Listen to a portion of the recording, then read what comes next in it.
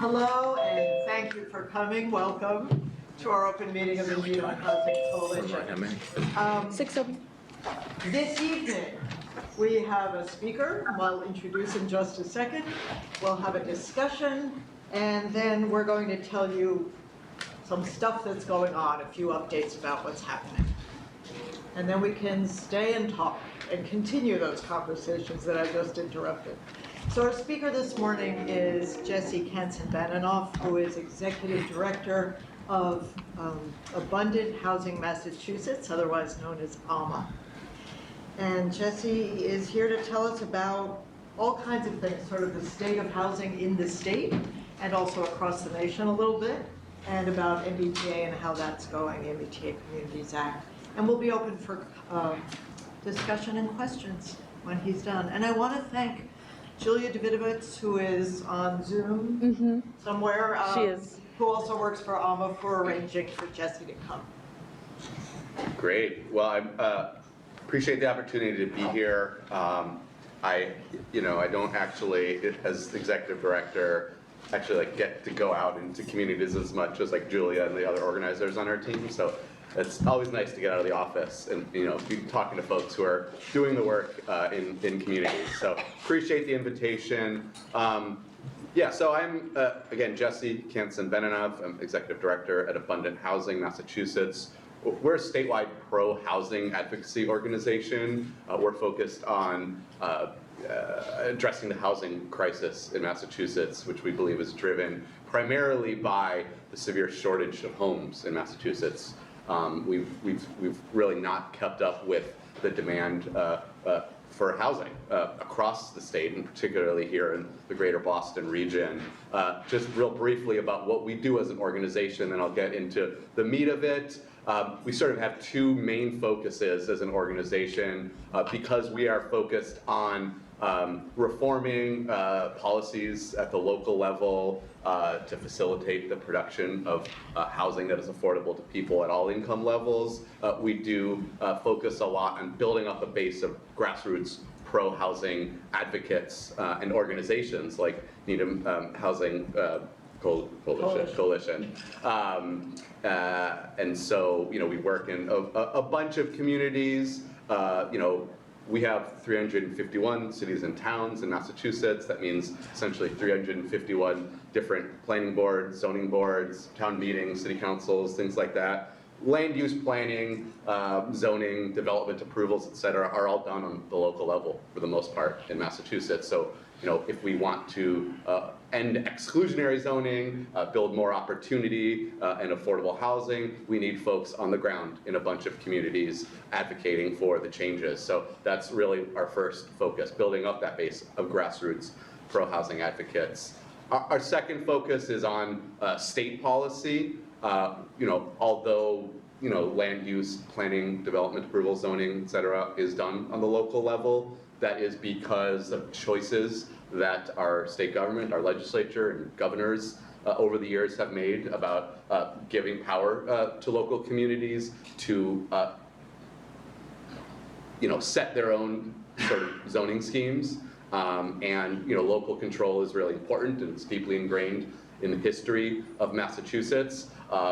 But at times, I think the goals of building a sort of open and welcoming Commonwealth and communities throughout the Commonwealth run into sort of more restrictive zoning schemes that many communities have, which the state has allowed them to adopt over the years. So we are focused on continuing to reform the State Zoning Act, Chapter 40A of Mass General Laws, of which the MBTA Communities Act was a recent, really important modification to that. I'll talk a little bit about some of the other work, but we do advocacy on Beacon Hill in order to help build a more open and welcoming Commonwealth. So that's what we do as an organization. Happy when we do questions to answer any more about that.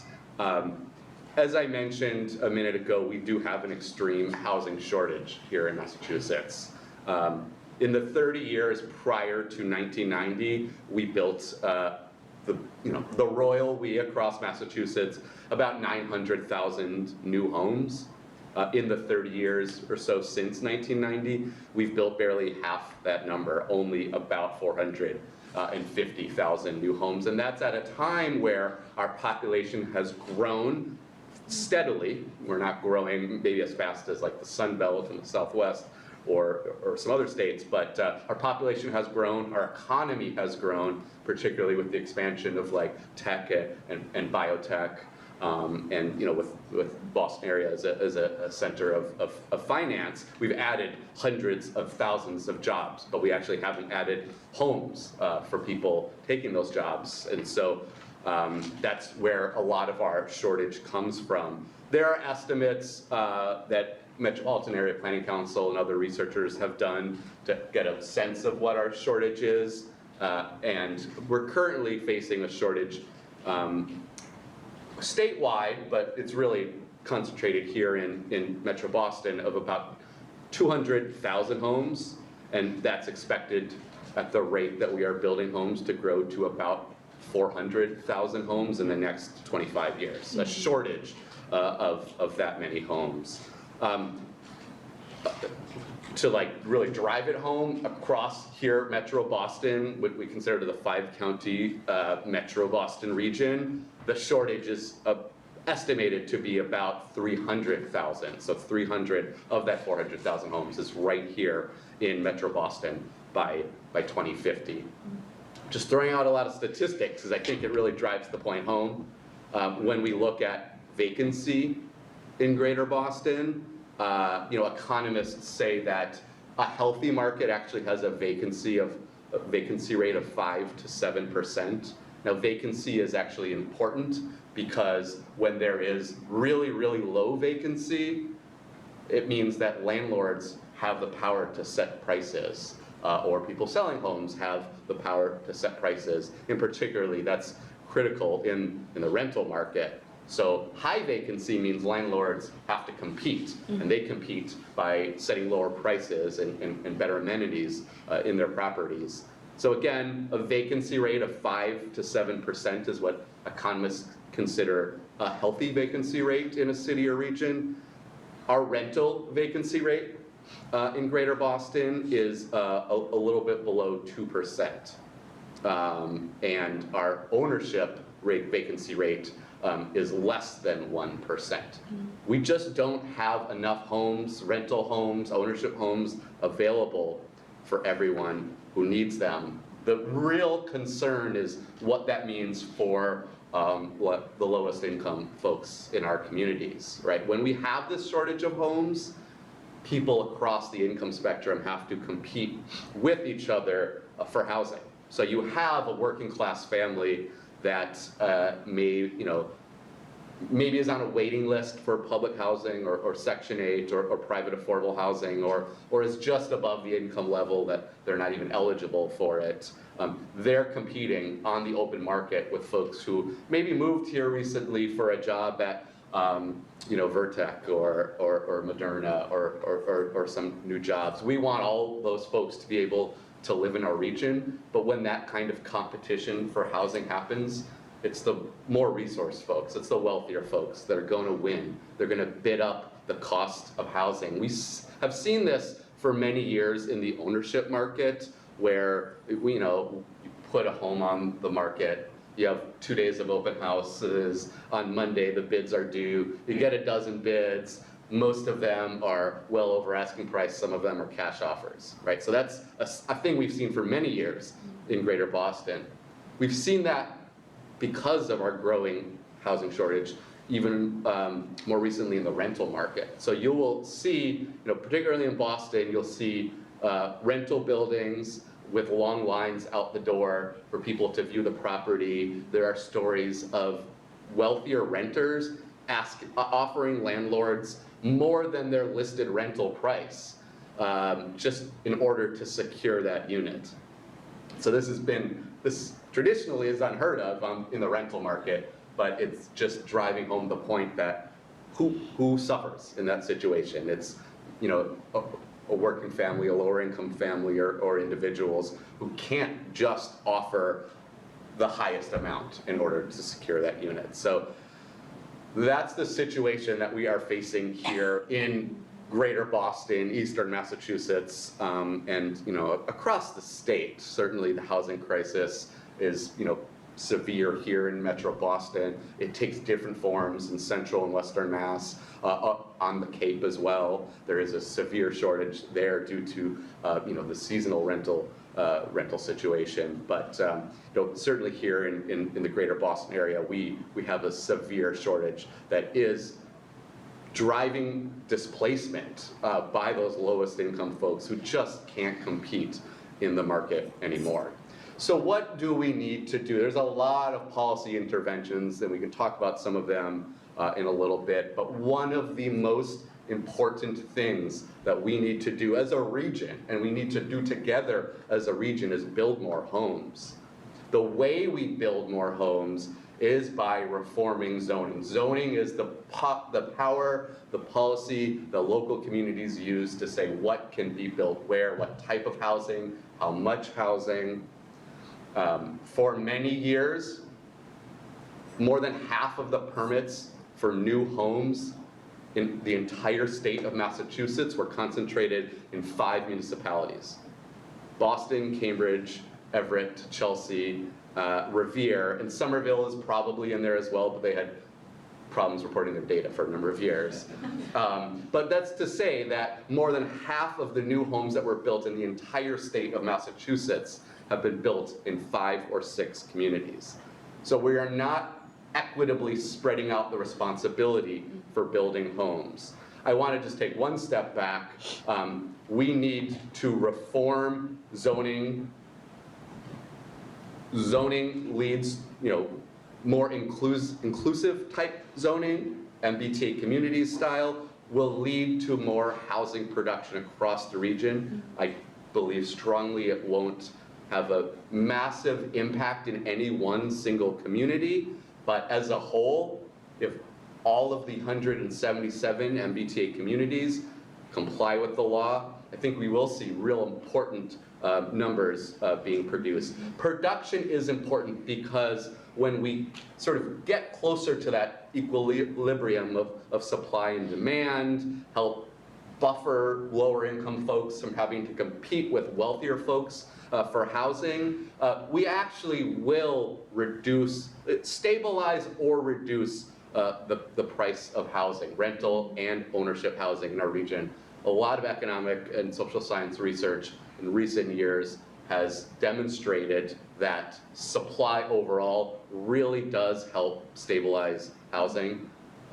As an aside, Austin, Texas, last year produced more housing, built more homes than any other city in the United States in pure numeric numbers, right? Not even per capita.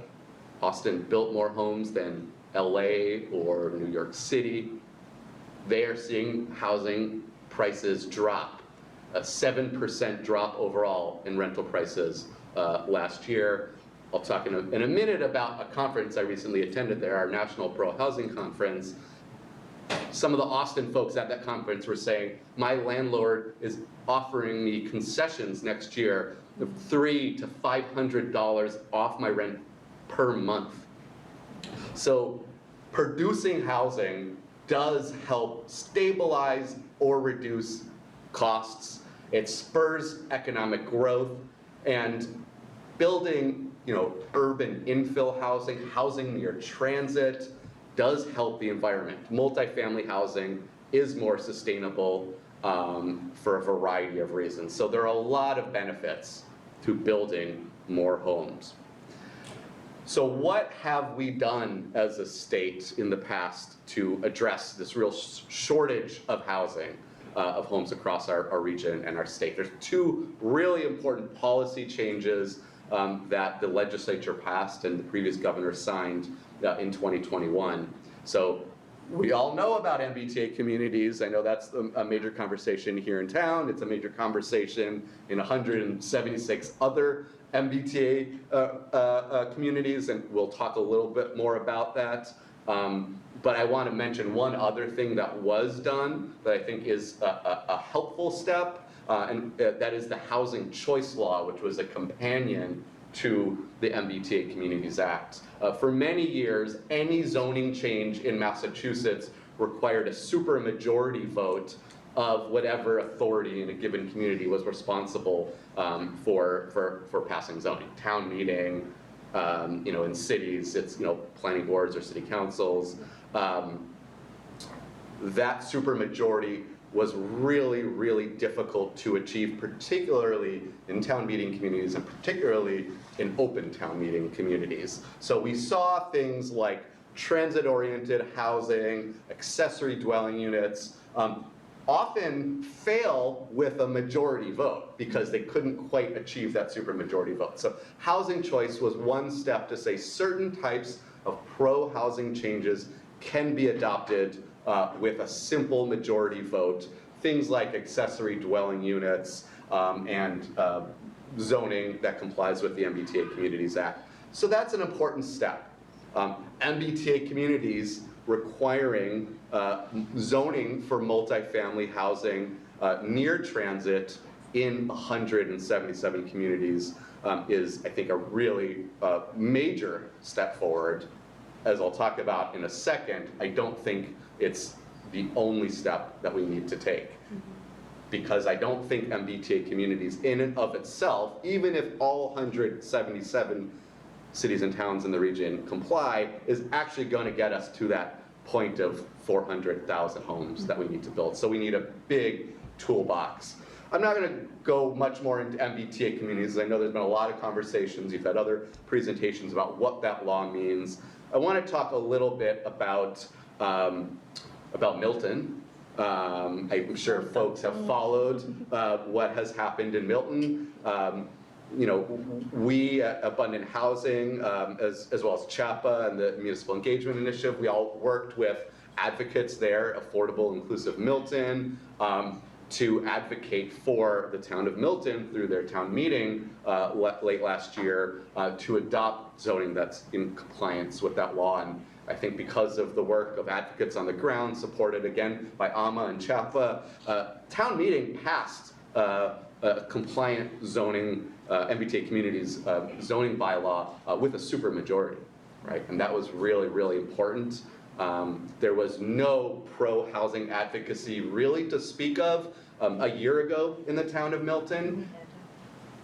No, I mean pro-housing. I'm like the pro-housing folks were not really well organized until first CHAPA stepped in with the Municipal Engagement Initiative, and then we led support through our organizer, Joyce. And so the fact that they went from not being organized to passing something with a supermajority in town meeting was really, really important.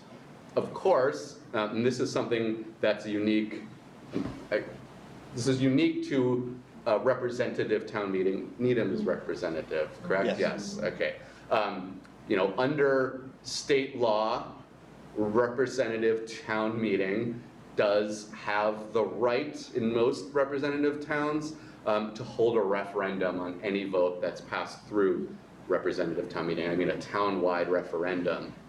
And so some of the advocates against the town complying or against the town's classification as a rapid transit community, collected signatures to put the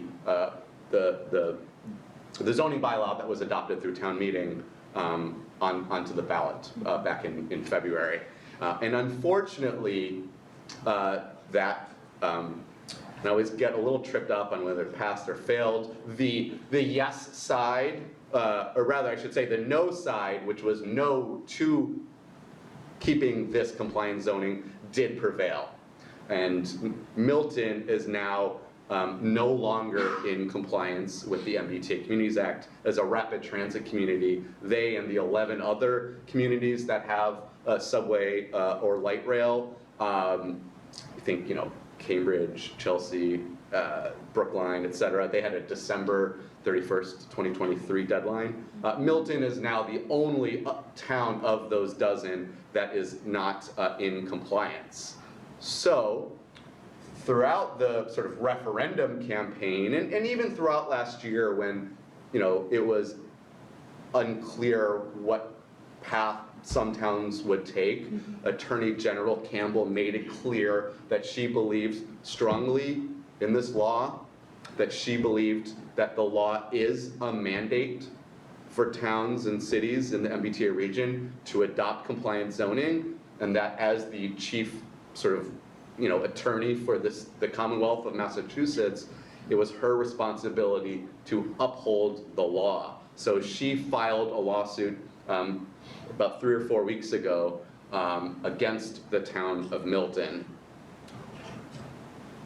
Little back and forth in terms of like what the process is. Ultimately, this case is going to go to the Supreme Judicial Court. It's scheduled to go in October. There is some effort to get this SJC to hear it earlier. I want to mention sort of 3 main prayers for relief. I am not an attorney, but that's the legal term. I'm sure there must be some attorneys in this room. The legal term in the suit for the relief that she is asking the judge to grant.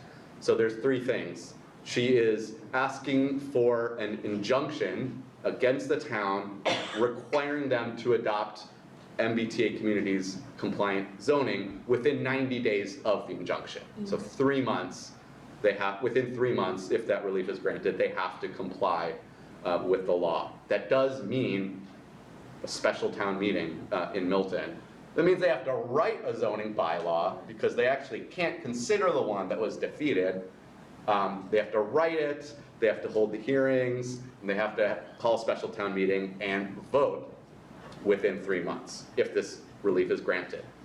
If they miss that deadline, the Attorney General is asking the court to bar the town from enforcing any existing zoning that does not comply with the MBTA Communities Act.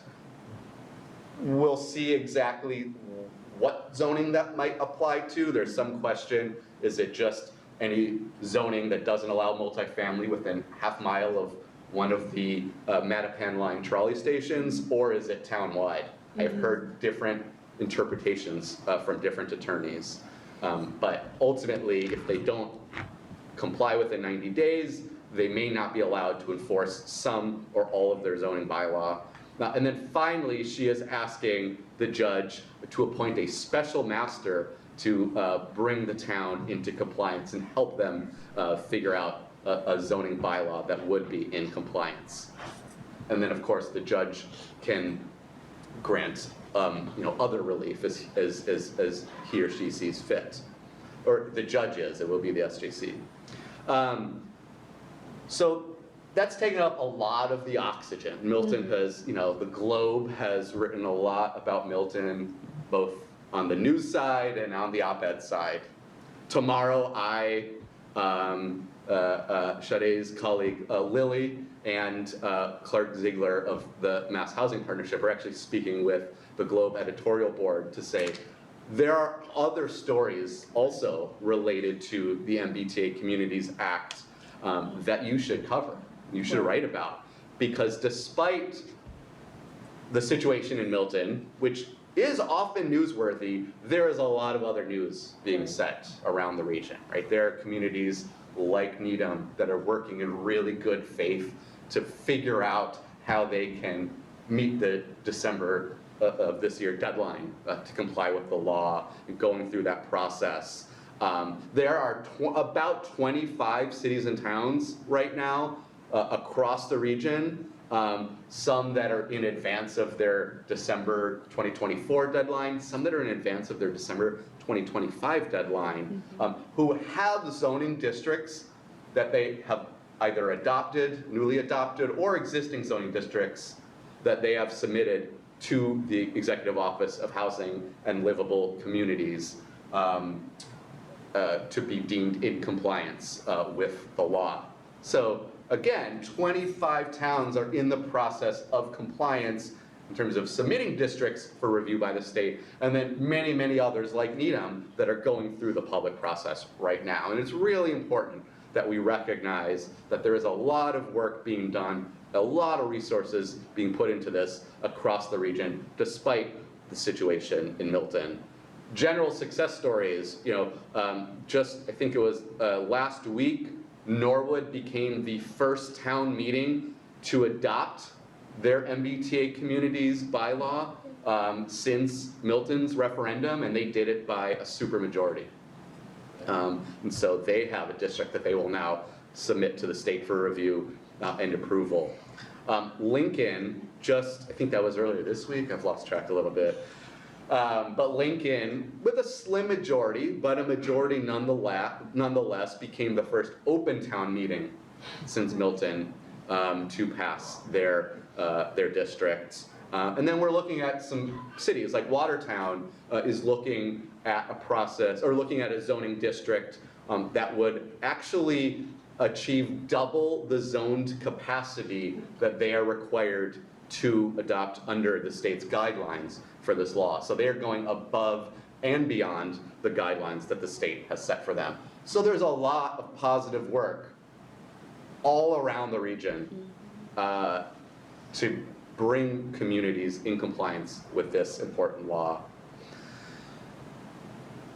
I want to take a moment to talk about a little bit of the national landscape. We have gotten some attention nationally, at least among those nerdy wonks like me who think about zoning constantly, for the MBTA Communities Act, because it is a novel approach, I would say, to zoning reform, in particular really concentrating on transit areas and other sort of walkable communities, and doing so in a way that gives communities some flexibility in how they will be in compliance. But again, like I said earlier, a month ago, maybe 3 weeks ago, I was in Austin for the National YIMBY Town, yes, in my backyard, pro-housing conference, which happens on a semi-annual basis.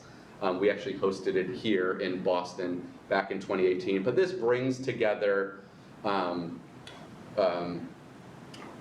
organizations like Abundant Housing and advocates from around the country, and often, some other countries as well, to talk about how do we address the growing housing crisis in our cities and our states. I will say that when this conference started back in 2016, it was first hosted in Boulder, Colorado. It was very much a conversation around the coastal, high opportunity knowledge centers like Boston, San Francisco, New York City, the other sort of, Washington DC, high opportunity cities and regions that have not produced a sufficient amount of housing for years. The work was very much focused on, or the conversation was very much focused on that situation. In the intervening years, the housing crisis, the housing affordability crisis, has moved beyond Boston and San Francisco landscape and is really, taking root in, across the country, right? There is a growing housing affordability crisis, and everywhere. There is no state in America where someone who makes minimum wage can afford the cost of housing, that is affording it by spending 30% of your income or less on housing. There is nowhere in America where that can happen. So really interesting to see how the conversation has taken on national, sort of like a national landscape. But still, I think there was a lot of interest in the MBTA Communities Act and the approach we've taken here in Massachusetts. I will say that I was there at that conference when the Attorney General filed her lawsuit against Milton, and so the conference was all abuzz about that. So folks around the country are paying attention to what we do in Massachusetts.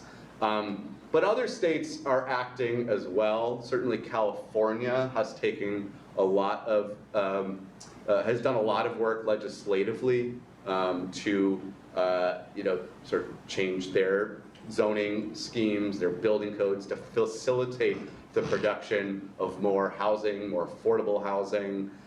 They've really leaned into accessory dwelling units. In 2017, the state of California it had a statewide ADU law, but it was not very effective. It allowed towns to, add in little poison pills that effectively made it not work, and very few ADUs were produced. In 2017, they made a change that set a minimum standard of accessory dwelling unit that had to be allowed as of right in every municipality in California. As a result, ADUs have gone from about 1% of housing production in the state of California in 2017 to now 18% of all housing production in the state of California in 2022. So, ADUs are not going to solve California's housing crisis, but it is a really important tool. But it isn't just the blue states that are doing this as well. We actually at this conference heard from the governor of Montana, who did lead on statewide zoning reform, allowing small apartment buildings to be built as of right in cities in Montana, legalizing accessory dwelling units by right across the state of Montana. Really interesting, the way that they sold this in Montana was to say, look, we don't want to be California, right? A lot of Californians have been moving into Montana, but the way to sell it politically was like, we don't want to become those crazy Californians. So a real interesting focus in this conference was around bipartisanship, because we've seen this happen in places also like Arizona, Utah, Texas, statewide zoning reforms that require actually Democrats and Republicans to work together. Even in California, my understanding is, although there is, like Massachusetts, a Democratic supermajority in the legislature there, it has been helpful for them to get conservatives on board, right? As progressives, we might talk about, building opportunity, integrating communities, and reforming zoning to end exclusionary zoning and build more opportunities in our cities and towns. From a conservative angle, it's often about property rights, right? Zoning restrictions say, really limit what you can do with your own property. So that angle in places like Texas and in Montana has been really important. We've seen it also in purple states. I grew up in Minnesota, and Minneapolis has done a lot. In fact, you may have read about it in recent years in the New York Times, where the city of Minneapolis actually ended single-family exclusive zoning. That doesn't mean you can't build single-family homes. You can still build single-family homes in Massachusetts, but you're not arbitrarily restricted. Was that? Minnesota? In Minneapolis. Yeah.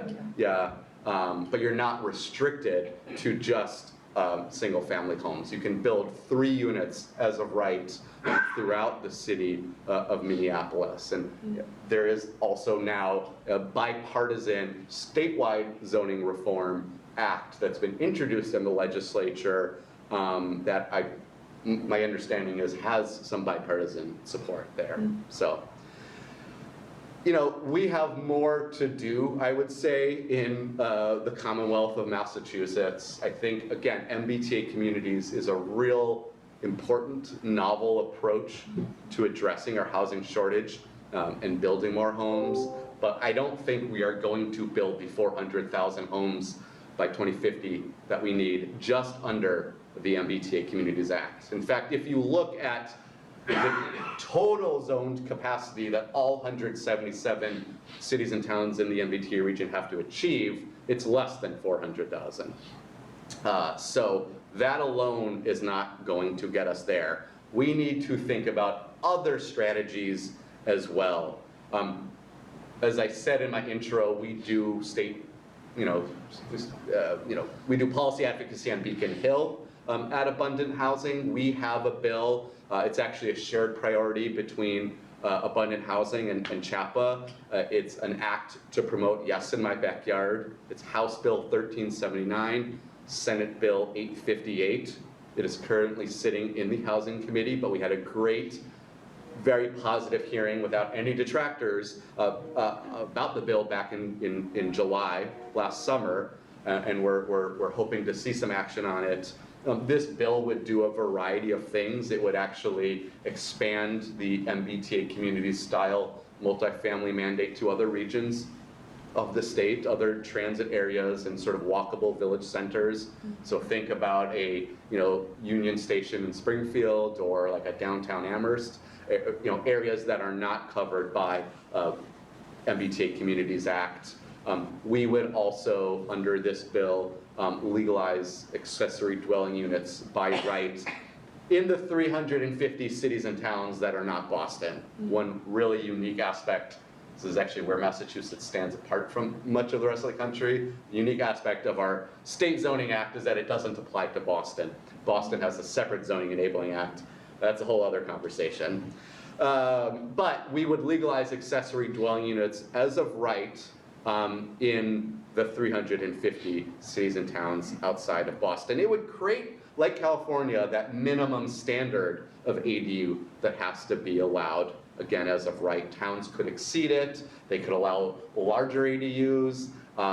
They could be more liberal, but there's a minimum standard that we need to adopt. It's really important, this ADU piece, because as I mentioned, the housing choice law allowed cities and towns in Massachusetts to adopt ADU bylaws by a simple majority, right? That had been a barrier to adoption of ADU bylaws for many years, the supermajority vote requirement.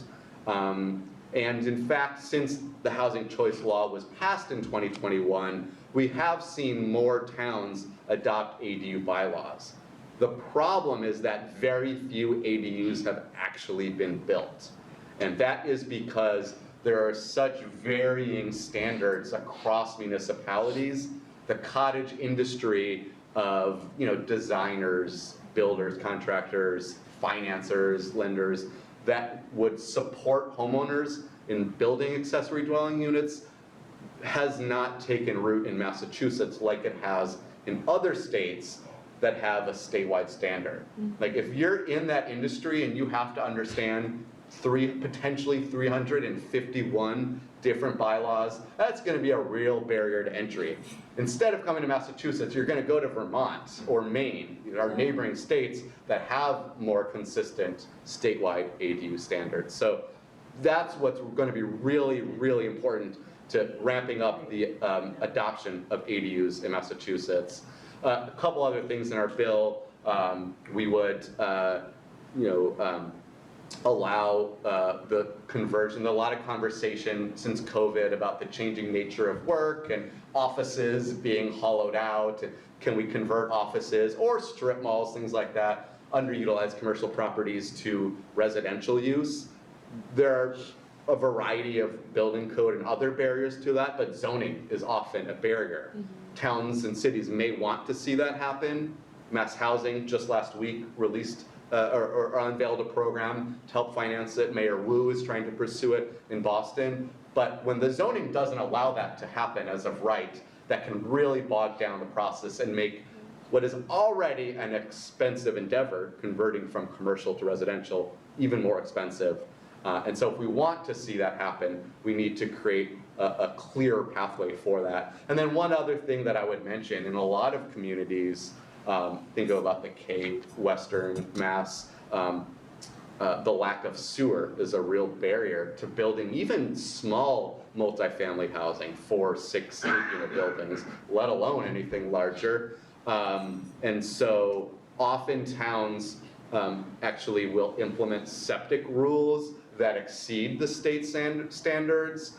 They'll couch it in environmental framing, but it's really a way for them to have a reason to prohibit new, even small multifamily housing from being built within their borders. So part of our bill would say that if a town wants to have septic standards that exceed the state standards, which are quite strong, they would have to prove a rational scientific basis for doing so. So it's not that they couldn't do it, but they would have to prove that there's a reason, and it's not just to block housing. So that's our bill. Those are the key elements of our bill. Oh, we would also allow inclusionary zoning bylaws to be allowed by a simple majority, like under the housing choice law. A few other tweaks in that law, but those are the main elements, so we're working to pass that. We are also focused on the housing bond bill, or what the governor has called the Affordable Homes Act. So Governor Healy unveiled this bill back in October. We authorize funding for affordable housing programs in Massachusetts on a 5-year basis. A 5-year housing bond bill. The last one was in 2018. That was a record, I think, $1.9 billion authorization to spend on a variety of affordable housing preservation production programs. Governor Healy has, again, 1.9 billion was a record bill in 2018, passed by the legislature and signed by Governor Baker. Governor Healy has proposed a $4.1 billion housing bond bill. So the largest capital authorization we've ever attempted here in the Commonwealth. And so there's a variety of programs in there, some that are authorizing continued spending for a variety of programs, and some that are new. For instance, to help facilitate the production of developments that are permitted across the state, but are stalled because of high interest rates or high labor costs, things like that, and they can't make the numbers work. So that's one unique element there. But again, $4.1 billion over a whole variety of programs. A unique thing that does not always happen with the bond bill, but that Governor Healy did this year, is include a number of policy items as part of the bond bill as well. So attached to that bond bill are 28 different policy proposals. I think a couple I want to mention. We are very happy that the governor borrowed from our YIMBY bill the component around the statewide legalization of accessory dwelling units. There's some slight differences, but it's a very strong proposal, and we believe that they did borrow heavily from our bill, so we're going to take credit for that piece. And again, that's about creating a minimum standard that cities and towns across the state would have to follow to allow ADUs and have that be an important part of our toolkit. And also the inclusionary zoning by simple majority from our bill is also included in the bond bill. Real estate transfer fee is a real big conversation right now. There's been a lot of advocacy for that, allowing municipalities the local option to put an additional fee on real estate transactions over $1 million to fund affordable housing, fund their local affordable housing trusts. So there's been a lot of support for that bill from the affordable housing world. The Greater Boston Interfaith Organization, GBIO, has made it a major focus for them. And just last week, Speaker Mariano said that he is likely to include or keep the real estate transfer fee in the bond bill as it works its way through the House. And so that was in question. He has close relationships with some of the business groups that have been opposed to it, but it looks like he is going to be moving forward with that. And then there's 26 or something other policy proposals, but I would say that the controversial ones again are the real estate transfer fee and the accessory dwelling unit component. I just heard from some of our legislative partners in the House today that with the transfer fee more or less resolved, it's going to be in there in one form or another, the ADU piece remains at risk. The Massachusetts Municipal Association has come out in opposition to by right ADUs. We've heard from some legislators expressing concern about it. I think there's concerns about the size of accessory dwelling units, whether towns can allow or prohibit detached ADUs rather than ADUs that are built into a property, an existing building. And there's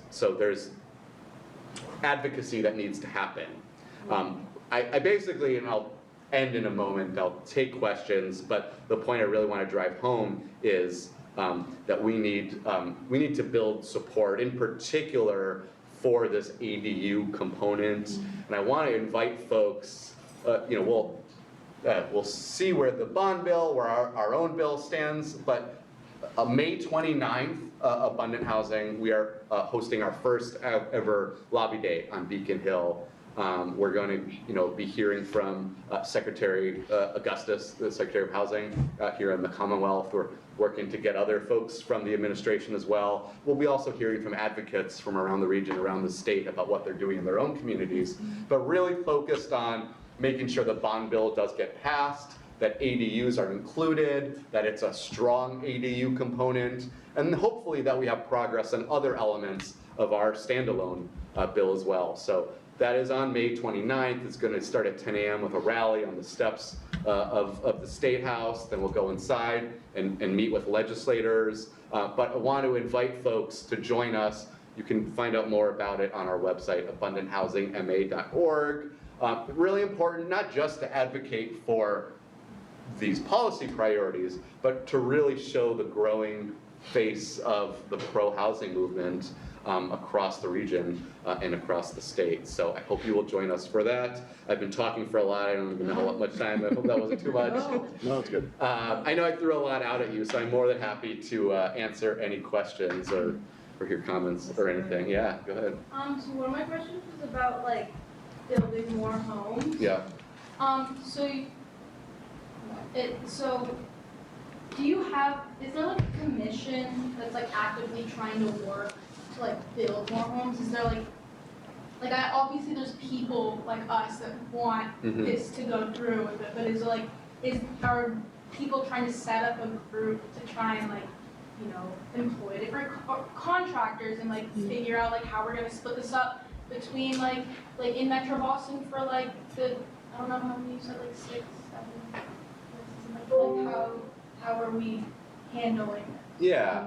Well, I mean, there's a lot going on. I would say we are fortunate here in Metro Boston to have the Metropolitan Area Planning Council. That's our regional planning agency. It represents the 101 cities and towns, around Boston, including Boston, and including Needham. And they've done a lot of work over the years to help cities and towns understand the importance of reforming local zoning to help facilitate more housing production, in particular to build more affordable housing. They have done research into what is the extent of our housing shortage. That's where some of the numbers that I quoted came from. I understand they're in the process now of taking that overall sort of 400,000 shortage number and then actually breaking it out into the 101 cities and towns that make up the metropolitan region. They did this in 2014, and I'm really interested to see that. It'll help communities understand what is our responsibility for meeting regional housing demand. Certainly a Lincoln or a Needham won't ever be responsible for building as many homes as a Boston or a Cambridge, but really helping us set some metrics that we can work toward. Another thing I wanted to add, when you mentioned commission, it was a reminder of something I neglected to say. The governor, who has put a lot of, I would say, political capital behind zoning reform and production and building more affordable housing, as part of, well, at the same time she announced this housing bond bill, she created a commission, Unlocking Housing Production Commission. And I was actually appointed to that commission by the governor. There's about a dozen or so of us representing certainly housing advocates. There's affordable housing developers. There's the building trades unions. Folks representing a cross-section of the industry and different approaches to housing. And we are tasked with understanding what the barriers are, even with MBTA communities and other reforms, what are the ongoing barriers to housing production in our region, and what are either the executive actions, either through the governor, or legislative actions for next legislative session that we can take to overcome these barriers. And so I talk a lot about zoning. I'm lucky to be co-chairing the zoning subcommittee of that commission, but that commission will also be looking at things like building codes, fire codes, environmental codes, and making sure that they're all, continuing to protect our health and safety, but not unnecessarily getting in the way of building housing. Also, a lot of conversation around more statewide coordination of planning and development, right? There is no state agency right now that actually coordinates among communities to plan and produce. So, so there is a commission that's, will be spending the rest of this year and releasing a report in December or next January. But it's a real exciting opportunity, and I feel really fortunate to be a part of that conversation. The only concern that I have with that is something you said about splitting it up between different communities. Is putting it on the shoulders of the communities to all right, here's what you have to do, now go do it. Yeah. It's more are we gonna kind of lead, Massachusetts, Commonwealth, Yeah. are we gonna be able to come up with almost form a group of people, your job for the next few years is to do X in this town or Y in this town. And I feel that'd be more concrete to actually get it done, whereas if you just tell I don't know, just go do it. Here's the number. And I don't know, someone in Needham be this is what you have to do. It's okay, but it's how. Yeah. I absolutely hear you, and I agree. And I will say within this commission, there's a lot of conversation around that and what are the structures and what are the policy changes we need to make sure towns and cities do that. I didn't even talk about some other future policy changes. A lot of it has to do with facilitating production by requiring certain other types of things to be done as of right without zoning variances or special permits, missing middle housing, small apartments in more places. Certainly talked about accessory dwelling units, reducing the minimum lot size in Massachusetts. We have towns, I don't know what the average lot size in Needham is. All right, yeah, so it's quite large, and that makes it harder to build even smaller single-family starter homes in many communities. And so by the legislature passing or changing the state zoning act and saying towns have to meet a minimum threshold for accessory dwelling units or missing middle housing or minimum lot sizes, they can't get off the hook that way. But certainly that's why conversations around a statewide planning office to give some real authority to the state to enforce it is part of the conversation. We have a couple of questions on, there's a lot. Sorry. Okay. I'll try to answer more briefly. No, I love the engagement. It's just a clarifying question Yeah. from Cliff we have here in Zoom. I want to make sure I answered him correctly. He said, I'd be interested to know what percentage of existing housing is represented in that 400,000 new home requirement, which I believe so that is 400,000, that's the gap. That's the gap between the housing stock we have in Massachusetts today and the rate at which we are building new housing and the actual demand for housing by 2050. So that takes into account where we are in current production. Current production is well below what we would need to be achieving in order to get to 400,000. New units. That's new units. Yeah, it's new. This is new. We need 400,000 new units. At least. Yeah. And then Cliff was also asking,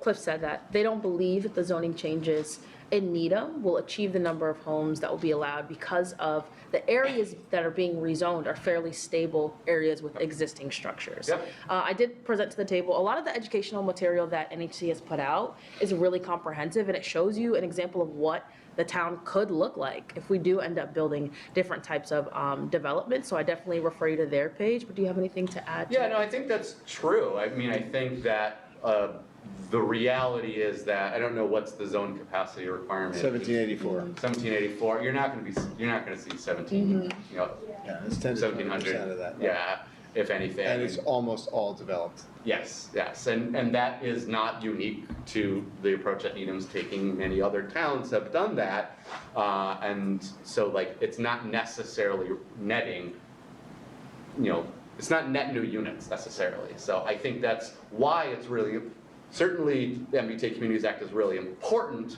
but it alone won't get us to where we need to be. Hopefully that answers your question, Cliff. I hope so. Yeah, Yeah, just take them. sure, we can go down the line, I guess. All right, Go okay. ahead. So was there a magic sauce for Austin? They accomplished something pretty unique. Yeah, yeah. I'm like losing the details a little bit, but they have done a significant zoning reform. Now, certain types of apartment buildings can be built as of right, without variances or special permits or extensive and expensive community processes. So if you are meeting the zoning code, you can just get a building permit, right? You still need inspections and things like that. But so allowing larger multifamily to be built as of right is really important. And parking minimums, I should mention parking minimums more. This is a really important one. It is a focus for us moving forward. Parking adds a lot of cost to development. You know, particularly structured parking, $75,000 per unit, depending on what the parking requirement is. Underground parking, $150,000 per unit, and that's money that could be better spent building more homes in that development potentially. So that's been a really important one in Austin as well. Did the community kind of demand it? Or, I mean, something happened in that community that allowed for them to do good things? Yeah. I don't really know exactly the answer. They have a growing, similar to Boston, there's a growing tech industry in Austin. A lot of jobs have been added, and they've had the political will from a longtime mayor in Austin, as well as on the city council, the political will to, you know, make these changes on the city level. They have, I think it's forgetting exactly, but it's like a 9-2 sort of pro-housing majority on the Austin City Council. So they voted for good candidates. Yeah, they have good people that they elected to office. Okay. Yeah. You were talking about your organization Yeah. being a big proponent for ADUs. Yes. What size ADUs are you talking about? I know we have a zoning bylaw, right? We're 900, yeah. Yeah. It's So 850, that seems pretty small to me. yeah. Right. Yeah, so under our bill, as well as what the governor borrowed from us and included in the bond bill, it would allow ADUs of up to 950 square feet or half the size of the primary dwelling, whichever is smaller. Okay. So you can do the math there. But yeah, fairly small. I mean, ADUs are not large, right? We're not building new single family homes. I mean, maybe technically it's a single family because it's one unit, but they're not large, right? And that's why I think some of the concerns around neighborhoods being inundated or not fitting the character, I think is a little off base because we're not talking about huge structures. Right, have you been following at all what they do on Nantucket? Where you can have a second unit, Yeah, a little second bit. dwelling on your property? Yeah, If yeah, it's 20% smaller Yeah. or 20% bigger. yeah, that's And nobody interesting. makes a fuss about it. Yeah, And it's a great thing. yeah, You can't sell them separately, they have to go as a pair. right, But yeah. I mean, that's something that I've That's been really surprised that no one else seems to have adopted. Yeah, that hasn't, I don't know of other communities in Massachusetts that have done that. In some other cities and states around the country, they've done things like, if you voluntarily deed restrict Right. your unit, you can actually add, this is recently passed in Arizona at the state level, was unfortunately vetoed by the governor, but through a bipartisan effort, you know, if you deed restrict one unit, you can build another unit. Right. And then if you just deed restrict that unit, if you have space left, you can build another one. And I think to some, it may have been a little extreme because you could keep going. But and then in Portland, Oregon, I don't know all the details, but they have little ADU villages. I mean, there are lots with like 3 or 4 small ADUs, That's tiny great. homes even on them. Yeah, I'd be for that. Yeah, let's see if we can get everybody, we've got about 10 Yeah. more minutes. Yeah, good. I'm interested in Milton, Yeah. what happened there. Was the opposition there during the whole process? Yeah. Or did it explode after the town meeting? It was certainly there throughout the process. The planning board in Milton was pretty opposed to compliance. I think some of the conversation in Milton had to do with like the classification of the Mattapan trolley, which by federal standards is classified as rapid transit, but it's not a subway, right? It's a sort of an antique rail line, even though it has been modernized. And so they were opposed to being fit into the same classification as like a Cambridge or a Brookline or a Somerville. And so that was where some of the initial opposition came from. They actually asked the state to reclassify them as an adjacent community, which would have significantly reduced their zone capacity.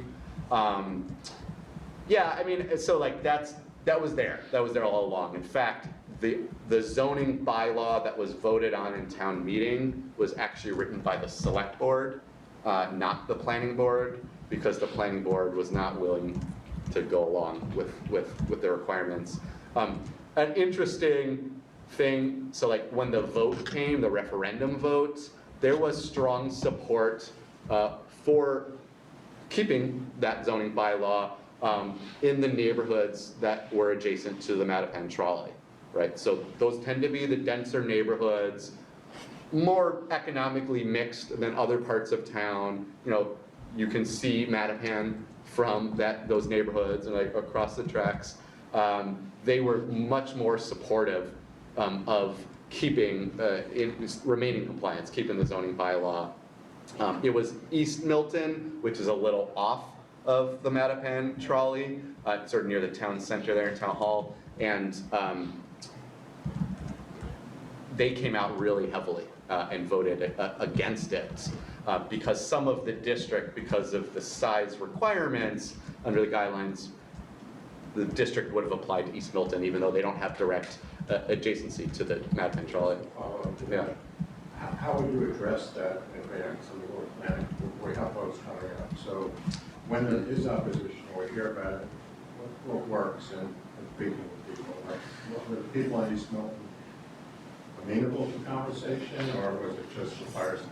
Yeah, I think, I don't know, there's probably a whole conversation we can have about this. I think, no, it didn't seem like the folks in East Milton were amenable to it, but also I think the proponents, the supporters of MBTA communities in Milton compliant, like, didn't sort of reach out and have conversations across the spectrum there, which is something we saw in Brookline. Brookline had been quite divided. There had been our affiliate group there, Brookline for Everyone, was advocating for really strong compliance. This group, Brookline by Design, was much more skeptical. There was a select board member that facilitated a negotiation, and ultimately they voted with the supermajority through town meeting for this compromise bill. And so some of the takeaway was maybe in communities where there is division, like try to have these conversations, figure out if there is someone like a select board member or something that can play that sort of convener role. I think messaging wise, always try, and like, CHOP and MEI is really good at this, like talking about like, not these sort of broad like housing supply, et cetera, that I talked about, but actually like personalize it. It's like, can your children afford, if they grew up here and go off to college, can they afford to come back and live in Needham? Or if you are trying to downsize, you're an empty nester, you don't need your large single family anymore, do you, even if you can afford it, are there even options for you to downsize in town? So strategies like that to personalize it, I think work pretty well. Thank you. Great, who else? Yeah. when you talk about personalizing, and I will, I have two concerns. Yeah. One is, I don't want to wake up someday and find that the garage of the house next door has been turned into a dwelling unit. Yeah, I live in a 10,000 square foot zone, and to me, every one of the zoning initiatives you have proposed simply calls for increased density. yeah. And that's not why I live in Needham. It's not why I bought a single-family home in Needham. Yeah, yeah. That's comment number one. Comment number two, take it more a general overview. Will there be increased services needed to support this additional density that is going to be paid for out of the increased value of the housing, this dense housing that you're proposing? I don't know that it would. Yeah, all of this housing will pay taxes. I'm just gonna, Yeah. But excuse me, Yeah. will it, I don't think that's true, because our two-family 100%. homes in Needham Yeah, pay at the same tax rate as a single-family home you per can thousand of value. have a Prop 2.5 override. So, Can I, sure, I'm sorry.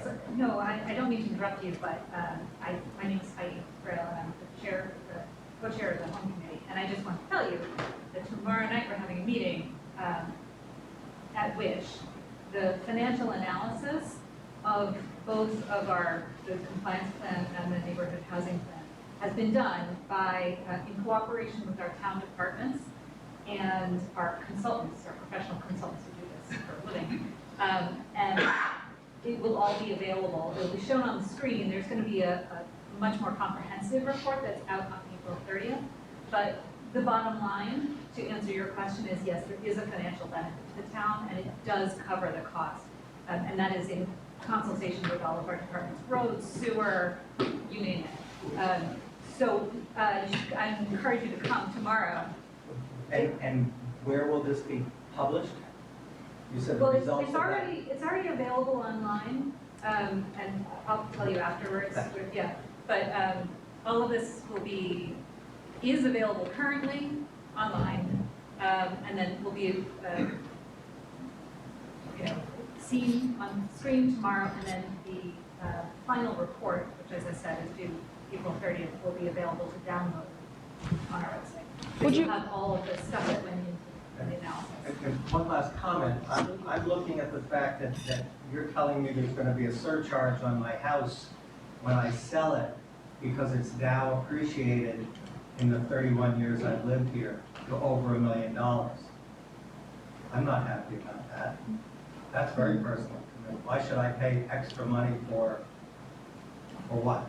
For affordable housing. Affordable housing. It would be for affordable housing. Now, I know exactly what it would be for. I see. Well, that's certainly Yeah. certainly a value. Yeah. I understand. It's a value decision, and to be clear, it's a local option that cities and towns would have the right to adopt. It's not a requirement that any town have it. Yeah. Needham already So has the something question- like that. Yeah, so the question I have is that, we need more housing, there's no question about Mhm, that, yeah. as far as how do we get it? But how do we get it, but also mitigate the aspect of stormwater, Yeah. also the impact of reduction of green space, trees, green space. Mhm. And I know we need it, I Mhm. know we do. Mhm. But I also want to, don't supplant that, just say, wipe out green space, who cares about stormwater, as long as we get more housing, we can't forget about that. So how is that taken into consideration? I understand vertical building will help in that, Yeah. and help reduce the footprint thing. Mhm. Mhm. But what is being talked about as far as that aspect of it? Because we're just saying more housing, Yeah. but there's an impact of what we're talking about here. Well, certainly the focus of the MBTA Communities Act is on sort of more concentrated new housing development, utilizing properties adjacent to like commuter rail lines, things like that, more vertical than we've seen traditionally in a lot of the suburbs. And it's an approach that we used to call smart growth, that's sort of in contrast to more suburban sprawling style development that we've had in this region for years, that does consume green space and farmland, and tends to be actually more environmentally detrimental than building an apartment building on a parking lot, or what used to be a parking lot near a train station. So that's one piece of it. Certainly, there is the opportunity to do site plan review and elements that encourage like stormwater mitigation and management on these properties. I think modern development does that quite well. You can limit, impervious surfaces, or incorporate certain types of pavement pavers that are absorb stormwater. So there's a lot of strategies that architects, engineers have used for years now that can help with that. Just one other follow-up, something follow-up is what is the deviation in ADUs that you're referring to from state to state? I know there can be square footage. I know it's in the house, it's out of the house. But what are the deviations you're referring to where it's creating confusion with people? Yeah, so it certainly has sometimes to do with like whether it's detached or attached or internal. Various communities block detached units. Sometimes it has to do with things though, like owner requirements about who can occupy the unit. Some towns say it has to be a family member. Who is in the business of defining family? Are we gonna put the building inspector? Needham's recently understood, given some understanding to that. It was way too strict. Owner occupancy requirements as well. Like I think, research has shown that the vast majority of ADUs built around the country are built by owner occupants and actually rented to family members, though not exclusively. Requiring owner occupancy actually impacts the assessed value of the property. It makes it more difficult for that homeowner to then sell it. So some communities have an an owner occupancy requirement, and some don't. Parking is part of it sometimes. The governor's proposal would limit ADUs to one additional off-street parking space per ADU, or none within half mile of transit. Different towns around the state have taken a different approach to the parking side of things. So those are some of the pieces that just like very broadly, not to mention just the various sort of traditional like zoning dimensional requirements, setbacks, lot coverage, lot size, exactly. So. I do want to jump in. I'm sorry. I know that we are close to end time. Yeah. I don't think that I have effectively answered Cliff's question. Okay. And I've never been a numbers guy. I'm horrible at math. But from what I understand earlier in your presentation, you had talked about sort of that big boom and that big creation of homes, which was around the 900,000. And then we had thereof like a smaller percentage, of development. Cliff is asking if anyone knows sort of what our housing stock as a state looks like today. Does anyone? In terms of like the number of homes. So how many homes do we have today versus how many do we need by 2050? I think we've addressed the what we need portion, but does anyone? What's that percentage reflect that? Right. What's it relative to? What's 400,000? Is it 1%? Is it? That's a good question. I don't know. I don't have the answer. Well, we can follow up. We can follow up. Yeah, we can follow up. There is certain, there's census data that we can draw from, but I don't know the answer offhand. Me either. Looking at numbers hurts my brain. All right, so I hope you guys are willing to stay an extra 10 minutes. Go ahead, Jean, please. I was very pleased to hear that Abundant Housing Mass is emphasizing the positive in our interview you're going to be having soon, and taking the emphasis off Milton and negative. But my question is, do you think the Attorney General took the wrong approach, and that you should have allowed the Executive Office of Housing to work with Milton to have a second chance? Of course, Milton would have had to be deprived of the various kinds of grants and loans that are specified in the law. But don't you think that would have been a better approach than suing them immediately and all this news? Yeah, so I am not an attorney, right? So let me just say that first of all.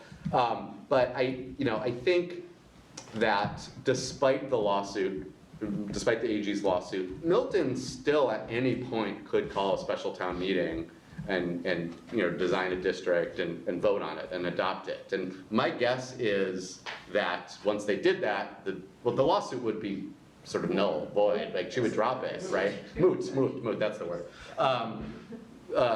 I think there is a rational reason for the AG to have taken this, because there has been a little bit of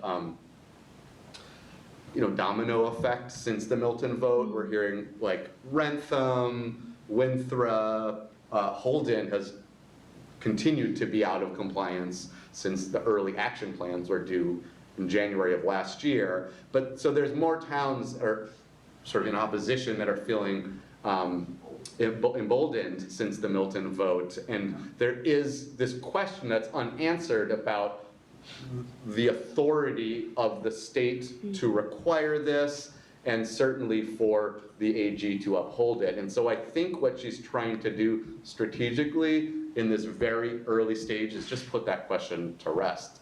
She's hoping that the court rules that it is a mandate, it's a legal mandate, that the state has the authority to require of towns, and that she, as the Attorney General, has the authority to uphold. The magic word, Yeah. shall. Shall, exactly. It does say shall. Did I misunderstand something though? We're staying on Milton, Gene. Yeah. When you said that Milton cannot vote on the existing plan, it's because I thought they turned down the one that was compliant. Yes. Like you make it sound like they can't vote on the existing one. The one that was voted down as drafted, Yeah. they can't. There's some Because legal. it's not compliant or because? No, because they rejected it. So they can't come. So they I think there's a period of They a have few to make it years. They make some Yeah. change on it. They have to make And some they can't be- substantive they can't go changes. beside or capitalize. They can't just take the same one. Yeah. It's They a, can- it's a, they- it's a quirk of the zoning, yeah, yeah, it's a something quirk of about bringing zoning something rules. back, it's Yeah. like a, yeah, Yeah, statute. if a legislative body, Based on a special permit application. yeah. So, but they can vote on something that's different, right? They Yeah. can apply, they can design the district slightly differently, they can do Yeah. different densities in different areas, they certainly can vote on Probably something. wouldn't take much. It wouldn't necessarily Yeah, take much. it would probably wouldn't take too much. Can Yeah. I ask one more question? One of the things it's interesting about you, all the advocacy you're doing, and the one thing I haven't heard yet was something about incentivizing with finance. Yeah. Are there incentives that can be done so that the public and the private sector can collaborate?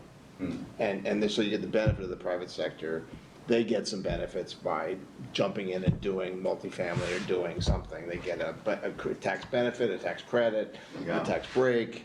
Are there incentives to lower borrowing, or is there some other sort of funds that help to seed this? I know we talk about the Affordable Housing Trust needs money. All these Affordable Housing Trusts need money. The transfer fee is one of those ways of generating it.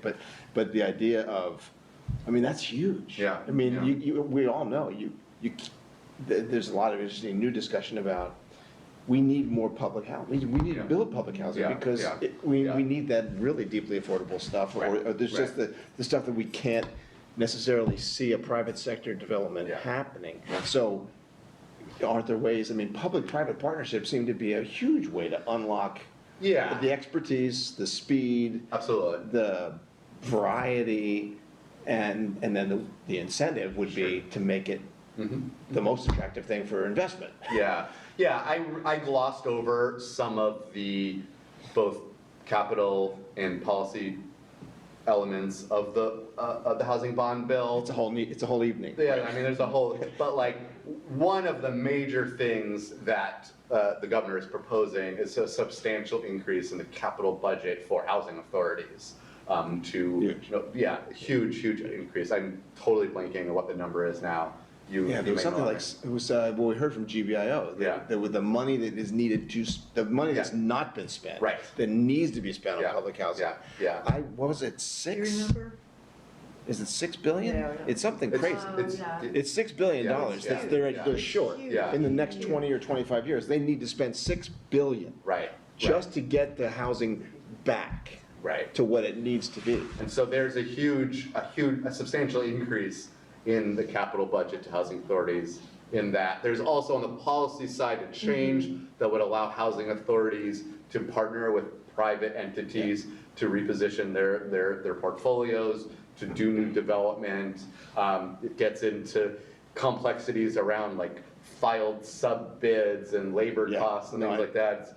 The unions, I think, have some opposition to it, but it would ease the process for housing authorities, most of which don't have the capacity to really do development in and of themselves, to partner with private entities that it's structurally difficult for a variety of reasons for them to do right now. Yeah. And just in addition, it's not a question, it's just an addition. Cliff added here in the chat that there is a connection with a charity called Family Promise Metro West, and they're working with Beth Israel in Needham to work out some public-private partnerships to build affordable housing for Beth Israel employees in Great. Needham. Wow. Yeah, we'd love to So see that's- more. that's fun We news. have huge institutions, some of the hospitals, Thanks, Cliff. universities. Will you cut and paste that? 45 years ago, the IRS passed a legislation that gave investors a $1 deduction against their income tax liability for a dollar contributed toward housing development. I know. Yeah. And it generated enormous, hundreds and hundreds and hundreds of units across Incredibly Massachusetts. simple, And but then it sunset and it never came back. yeah, wow. We need every tool in the Exactly, toolbox exactly. for that's great. That's And well done. Thank you. Pretty nice, pretty nice. Jesse, thank you so much. Yeah, thanks for having me. We all Appreciate learned it. a lot. Hope I didn't throw too much out. Yeah. So we have a few things to do. I want to start with the most important ones, so you'll certainly hear those. And one of them is, Heidi, did you have more that you'd like to say about tomorrow or whatever? Well, I just would like to say that we'd love to have everyone there. This is our last public meeting before we finalize our maps and turn our maps over to the state for compliance check, and then it will come back to the planning board. The planning board will be holding their normal process, and that includes a public meeting, but this is like the one where you can really let it all happen. So if you're for it, if you're not sure or against it, we still want to hear it, so please come, you guys especially. Please stand up, please let the community know what you're thinking. It's tomorrow night, 7 p.m., Howard's Hall. There's an online portion, you have to register in advance. You can find what's online now available, the maps and stuff, if you want to get familiar with them. Scroll down to the bottom, or you can just scroll down to the bottom, there's an MBTA Communities button.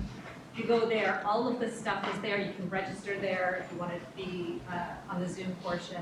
But now is the time to participate, because now is the time when we still have some control over our maps. Once they're judged compliant by the state, we're really trying hard not to mess around with them. So, because, there are other communities who have had their maps recalled, their compliant town meeting passed MBTA community maps that then are judged to be inadequate and have to be tinkered with. And it's something we don't want to do, right? We want to bring to town meeting something we have confidence in. So now's the time. So please join us tomorrow, and that's really it. Thank you. Great. Jan? Okay, so I'm going to make a short pitch for getting out there and voting. We have a select board race where there are 3 folks and only 2 can be elected. And the Needham Housing Authority has a board race. Bye-bye. Thank you. Thank you. That's right. And we have 8 races in precincts for town meeting members that have more than 8 candidates. So this is a chance to figure out what's important to you and make selections based on that. So I'm just going to give you a few things. If you don't know your precinct, use the first QR code. You can learn who's running for office from the League of Women Voters of Needham website. But I want to encourage you to think about your town meeting members in particular, because the League has a section, second QR code, where you can see the 3 priorities of the folks running for town meeting. And if you're pro-housing, or you're really into green, whatever it is, you'll find some candidates that kind of fit what you're looking for. And another thing that a lot of people don't know is that you can, the third QR code gets you to a page on the Needham website where you can actually communicate with the folks who are already town meeting members in your precinct. So many of them are running again. So if you have questions, you can pose those questions and encourage them to answer you so that you have a better chance of knowing who you're voting for and tell your friends to vote too. Go for it. Thank you. Jan, is it my understanding that only a few town meeting members responded to the questions? No, there are quite a few. There are quite a few, yes. Maybe half. Maybe half, yeah. Oh, way more Maybe a than little half, more than yeah. Oh, I thought I saw some question there. Maybe it wasn't a lead one, maybe it was a different one. There was only a few responses. I'm glad it's been glad. No, there are quite a I'm glad it's at few, least more than half. and, I'm glad about that. well, I went through them all, and you learn a lot by looking at them. So make your vote count. And it's a different click on the site for each of the precincts. Right. So maybe that's why it was hard to see everybody. Jim, you want to say a few words, or, no, never mind. No, Okay, all right, so, that's fine. The only other thing we have to say, besides thanks for coming again, is if you'd like to stick around and talk about some of the work that we're doing, we need more bodies, we need more help to get everything done, and we'd be happy to talk to you about what those things are. So thanks, grab a water, grab a Yay. candy. Paul, I got a Thank you for question. coming, There yeah. will be the meetings tomorrow night, Yes. and then there'll be some maybe tweaks, maybe not tweaks before it then comes to the planning board select board next month, towards the middle of next month. And then it's going, and then it's going May 1st to the state. At what point, what other impact, right, between now and then can this group have versus the fact that this group can have an impact going into the future? Let me take a stab and other people can Yeah. correct or add.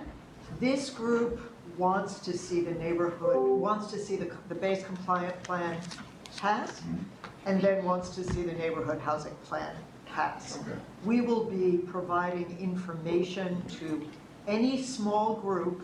This is one of the things I didn't get to say. If you are part of a group that has a name, doesn't have a name, but you can get a few people in a room, we'll be happy to talk to them. We'll be using the HONE materials, that FAQ that HONE just put out. It's quite comprehensive. And just to have those conversations. The HONE, the big meetings have been really great for getting information, and then at the last one and the one tomorrow for making statements. What a forum like that doesn't allow for is just dialogue. Two people back and forth having a conversation. We would like to do that. We want to see things pass, so we hope to do a lot of education. Is it my understanding also that this group has a fair amount of information and work they've been doing, which goes beyond the radius of the MBTA Act? We, right now, because of what's coming up for town meeting this year, we're focused on MBTA and the NHA, the stuff that's coming up at May town meeting to rezone and fund the Preservation and Redevelopment Initiative. However, yes, we would like to see some of the things like what Jesse was talking about, maybe some other ideas, maybe working with developers. Once we have the zoning, we need someone to come and build some of it. Which are the parcels that actually make sense, that can be built right now? And so maybe we'll do some work with developers, with nonprofit developers, who knows? But yes, we plan to be here for the long haul. It's not just MBTA. Fundraising for the Affordable Housing Trust Fund? Yes, the Affordable Housing Trust Fund. There is a movement to power that up so that it can do more than it is currently doing. And- So, yeah. And I think that the whole point that Jesse was saying is that you have ADUs, that's one part of the puzzle, MBTA is one part of the puzzle, talking about other parts of town and what other kinds of things can be done with zoning. I know won't that get done. the HONE team has looked at a lot of things, and then they adjusted and made decisions about what's in the plans that they're proposing to use, bring to the state, but that has put other things on another tier or another group, and I think that's all part of the handing off having that ability to share all the stuff that HONE's looked at Yeah, if we over don't this continue past this year. conversation well past this No, year. I was looking at the housing Yeah, plan I think it's a today. long game, it's a long, many The housing conversations. plan had 17 strategies and sub-strategies and other things to look at, and so we've got our work cut out. There you go. It's not done yet. It just Not started. done yet. It's just getting started. All right, game thanks, time. everybody. Thank you. Of course. Go team.